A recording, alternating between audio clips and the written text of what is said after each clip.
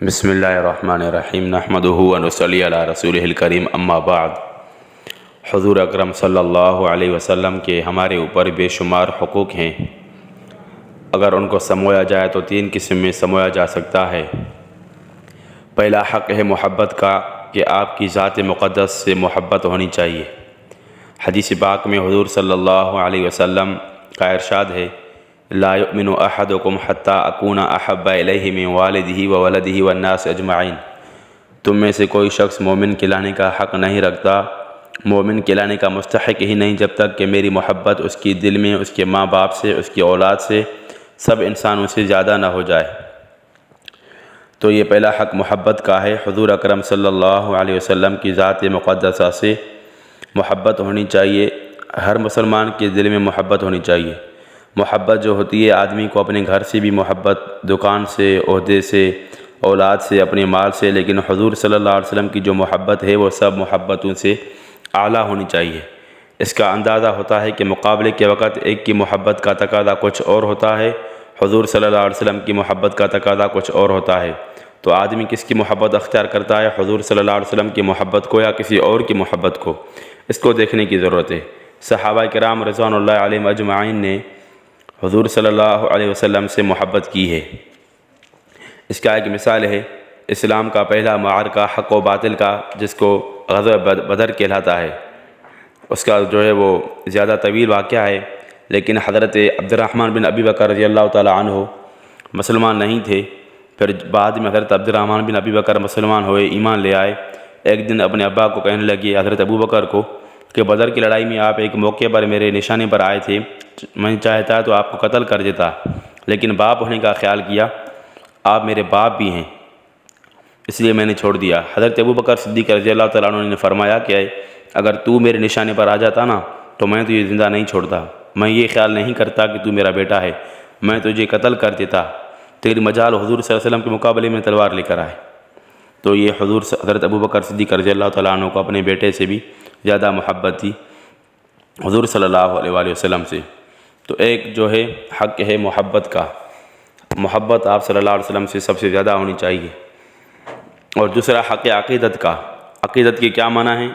کہ حضور صلی اللہ علیہ وسلم جو دین لے کر آئے، وہ کتاب لے کر آئے، جو احکام لے کر آئے، وہ سب حق ہیں، سب سچے ہیں، ایسے سچے ہیں کہ ان کو اختیار کیے بغیر نجات نہیں ہو سکتی۔ نجات حضور صلی اللہ علیہ وسلم کے ارشاد کی تعمیل میں ہے۔ تو حضور صلی اللہ علیہ وآلہ وسلم کا دوسرا حق جو ہے وہ عقیدت رکھنا ہے، کہ آپ صلی اللہ علیہ وسلم سے عقیدت ہو۔ عقیدت یعنی تمام احکامات جو لے کر آئے وہ سچے ہیں۔ دیکھیے حضور صلی اللہ علیہ وآلہ وسلم نے صفا پہاڑی پہ چڑھ کے سب کو دعوت دی کہ آ جاؤ، میں ایک بات بتانے والا ہوں۔ چنانچہ آپ صلی اللہ علیہ وسلم نے وہ سب سچا مانتے تھے، انہوں نے کہا کہ جو آپ بات فرمائیں گے وہ سچی اور برحق ہے۔ آپ صلی اللہ علیہ وآلہ وسلم نے فرمایا کہ تم لا الہ الا اللہ پڑھو، تم کامیاب ہو جاؤ گے۔ تو ابو لہب جو تھا، اس کی ایک باندی تھی صوبیہ۔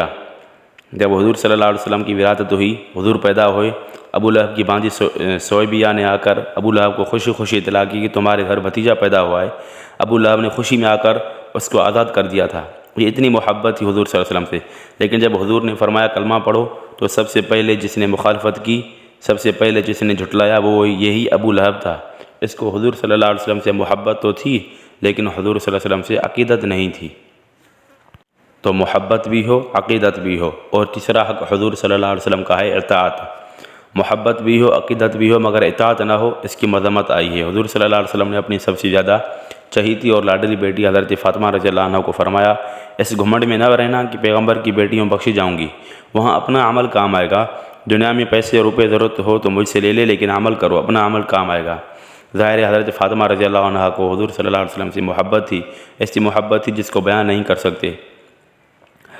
تو حضرت فاطمہ رضی اللہ تعالیٰ عنہ کو بھی فرمایا کہ آپ اطاعت کرنا اور اپنا عمل کرنا۔ تو یہ 3 باتیں ہیں کہ صحابہ کرام رضوان اللہ علیہم اجمعین نے محبت بھی کی اور عقیدت بھی تھی آپ صلی اللہ علیہ وسلم سے، اور صحابہ کرام نے اطاعت بھی کر کے دکھائی۔ ایسی اطاعت کہ حدیث میں آیا ہے کہ حضور صلی اللہ علیہ وسلم تشریف لائے ممبر پر، آپ نے فرمایا یا ایھا الناس اجلسوا، لوگوں بیٹھ جاؤ۔ تو جو جہاں تھے وہیں بیٹھ گئے، یہ نہیں سوچا کہ پہلی صف میں جگہ ملے، دوسری میں بیٹھوں۔ حتیٰ کہ حضرت عبداللہ بن مسعود رضی اللہ عنہ اس وقت مسجد سے باہر تھے، مسجد کے اندر نہیں آ سکے، ان تک یہ آواز پہنچ گئی، باہر ہی بیٹھ گئے۔ جب حضور صلی اللہ علیہ وسلم نے ان کو دیکھا تو فرمایا ابن مسعود اندر آ جاؤ، تو وہ آ گئے۔ انہوں نے یہ نہیں سوچا کہ حضور صلی اللہ علیہ وسلم نے فرمایا بیٹھ جاؤ، مسجد کے اندر بیٹھنے کو کہا یا میں مسجد کے باہر بیٹھوں گا، یہ نہیں سوچا۔ تو صحابہ کرام رضوان اللہ علیہم اجمعین کے اندر یہ سب باتیں موجود تھی، ان کے اندر محبت بھی تھی، عقیدت بھی تھی، اور آپ صلی اللہ علیہ وآلہ وسلم سے جو ہے وہ اطاعت بھی انہوں نے کر کے دکھائی۔ اللہ تعالی ہمیں بھی حضور صلی اللہ علیہ وسلم کے یہ 3 حقوق محبت، عقیدت اور اطاعت کرنے کی توفیق عطا فرمائے، اور ربیع الاول کے مہینے کا تقاضا بھی یہی ہے۔ السلام علیکم ورحمۃ اللہ وبرکاتہ۔